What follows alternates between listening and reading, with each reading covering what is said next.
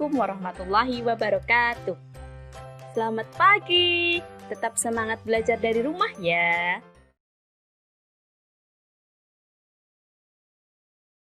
Ya, ada hewan-hewan ya.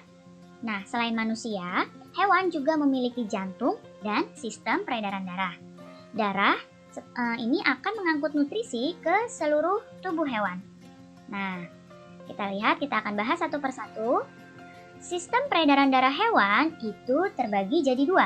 Ada sistem peredaran darah terbuka dan ada sistem peredaran darah tertutup.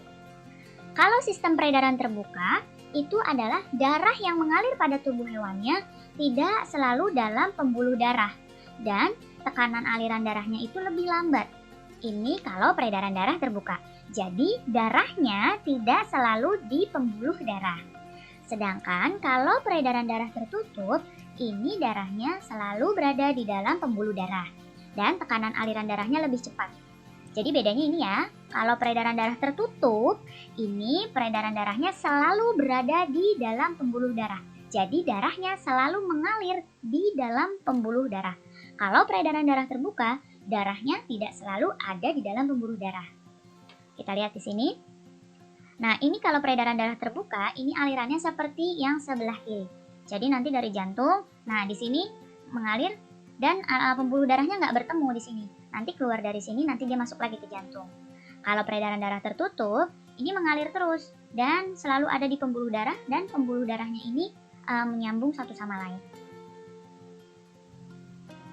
Sistem peredaran darah terbuka akan kita bahas. Nah, hewan yang sistem peredaran darahnya terbuka adalah serangga. Berbagai macam jenis serangga, ini peredaran darahnya adalah terbuka. Ya, darah pada serangga itu disebut dengan hemolimfa. Ya, darahnya pada serangga itu disebut dengan hemolimfa dan tidak berwarna merah. Nah, hemolimfa ini mengisi seluruh rongga tubuh dan berfungsi mengedarkan zat makanan, namun tidak mengangkut oksigen. Jadi hanya mengedarkan zat makanan. Kemudian, struktur jantung pada serangga ini masih sederhana, sehingga disebut dengan jantung pembuluh. Ya, jadi jantungnya disebut dengan jantung pembuluh. Serangga, sistem peredaran darahnya adalah terbuka. Mau belalang, kupu-kupu, kumbang, dan berbagai macam serangga itu peredaran darahnya adalah terbuka. Kemudian sekarang peredaran darah tertutup. Peredaran darah tertutup ini yang pertama adalah burung dan mamalia. Mamalia ini adalah hewan yang menyusui anaknya seperti kucing, sapi, kambing, kemudian kuda, kemudian kelinci. Hewan yang menyusui anaknya ya dan melahirkan ini adalah hewan mamalia. Nah, kalau hewan mamalia ini sistem peredaran darahnya ini sama dengan manusia. Jadi jantungnya ini memiliki 4 ruang, yaitu 2 serambi dan 2 bilik. Ya, burung dan mamalia jantungnya nih punya 4 ruang, 2 serambi dan 2 bilik. Sekat antar ruang jantung juga sempurna, sehingga darah bersih dan darah kotor itu tidak tercampur. Darah bersih adalah darah yang mengandung oksigen, dan darah kotor adalah darah yang mengandung karbon dioksida. Karena sekat jantungnya ini sudah sempurna, jadi darah yang mengandung oksigen dengan darah yang mengandung karbon dioksida ini tidak akan tercampur. Dan alirannya juga sama seperti aliran pada manusia. Ya, ini untuk burung dan mamalia. Jadi punya 2 serambi dan punya 2 bilik. Aliran darahnya juga sama, ya. Kemudian yang selanjutnya ada reptilia. Reptilia ini adalah hewan yang melata. Nah, reptil ini juga sistem peredaran darahnya tertutup. Reptil juga sama, punya 4 ruang jantung dan punya 2 serambi dengan 2 bilik. Akan tetapi, sekat antara bilik kiri dan bilik kanan itu belum sempurna. Pada jantungnya itu, bilik kiri dan bilik kanannya ini sekatnya belum sempurna, sehingga masih terjadi pencampuran antara darah yang banyak oksigen dengan darah yang banyak karbon dioksida. Apa contohnya reptil? Contohnya seperti buaya, kemudian ular, kadal, biawak, bunglon itu adalah reptil. Jadi punya 4 ruang juga, tapi sekat antara bilik kiri dan bilik kanan belum sempurna. Kemudian selanjutnya amfibi. amfibi adalah hewan yang hidup di dua alam.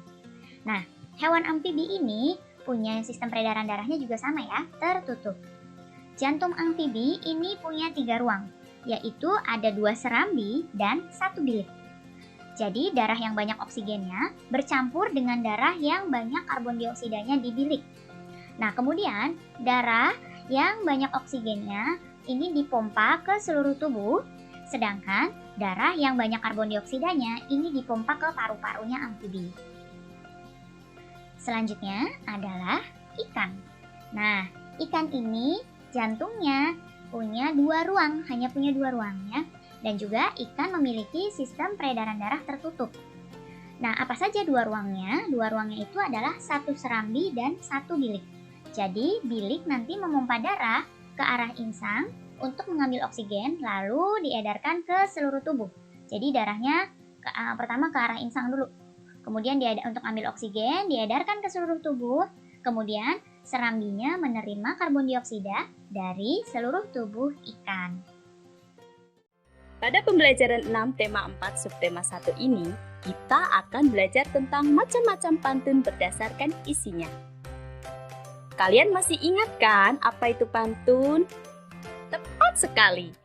Pantun merupakan karya yang dapat menghibur sekaligus menegur. Di dalam pantun terdapat ungkapan perasaan dan pikiran. Karena ungkapan tersebut disusun dengan kata-kata sedemikian rupa sehingga menarik untuk didengar atau dibaca. Nah, sekarang yuk coba belajar membuat pantun dan memahami macam-macam pantun. Berdasarkan isinya, pantun dibedakan menjadi pantun jenaka, pantun nasihat, pantun teka-teki, serta pantun kiasan. Kakak coba bacakan contoh pantun jenaka ya. Ikan gabus di rawa-rawa. Ikan belut nyangkut di jaring. Perutku sakit menahan tawa. Gigi palsu meloncat ke piring. Makna pantun jenaka tersebut adalah perut menjadi sakit menahan tawa ketika melihat gigi palsu yang lepas dan jatuh di atas piring. Dari pantun jenaka yang kakak bacakan tadi, dapat dipahami bahwa pantun jenaka merupakan pantun yang berisi hal-hal lucu dan menarik. Selanjutnya, yuk sama-sama kita simak Siti, Lani, dan Dayu membacakan contoh pantun yang sudah dibuatnya. Hai, Siti akan membacakan pantun nasihat. Simak baik-baik ya. Hati-hati saat menyeberang. Jangan sampai orang marah. Hati-hati di rantau orang. Jangan sampai berbuat salah. Makna pantun nasihat tersebut adalah sebaiknya kita berhati-hati saat berada di daerah lain dan jangan berbuat kesalahan yang dapat merugikan diri sendiri. Dari pantun nasihat yang Siti bacakan tersebut, dapat disimpulkan bahwa pantun nasihat adalah pantun yang berisi nasihat dengan tujuan mendidik dan memberikan nasihat moral, budi pekerti, dan lainnya. Hai, Lani akan bacakan sebuah pantun teka-teki. Coba kalian simak dan tebak maknanya ya. Pagi-pagi pergi ke kebun, menebas rumput pakai parang. Waktu siang matanya rabun, waktu malam matanya terang. Makna pantun teka-teki tersebut adalah hewan yang pada siang hari penglihatannya kurang jelas. Namun saat malam dapat melihat dengan baik, yaitu burung hantu. Dari pantun teka-teki yang Lani bacakan, dapat dipahami bahwa pantun teka-teki merupakan pantun yang berisikan teka-teki dan pendengar atau pembaca diberi kesempatan untuk menjawab atau membalas teka-teki pantun tersebut. Nah, sekarang giliran Dayu membaca pantun kiasan. Tanam ubi, tanam kentang. Petik jagung, tiada tersisa. Petang kini telah datang, tinggi pula batang usia. Pantun kiasan yang Dayu bacakan tadi menjelaskan tentang waktu tua, yaitu tentang habisnya masa remaja sekaligus datangnya waktu tua. Dari pantun kiasan yang Dayu bacakan, dapat disimpulkan bahwa pantun kiasan merupakan pantun yang berisi perumpamaan atau ibarat. Biasa digunakan untuk menyampaikan suatu hal secara tersirat. Nah, seru sekali ya pembelajaran pantun hari ini. Dengan mendengarkan contoh-contoh pantun yang sudah dibacakan teman-teman tadi, pasti kita menjadi lebih memahami materi tentang pantun. Sampai di sini dulu ya pembelajaran hari ini. Semoga materi belajar yang kakak sampaikan bisa kalian pahami dengan baik. Semoga bermanfaat. Terima kasih.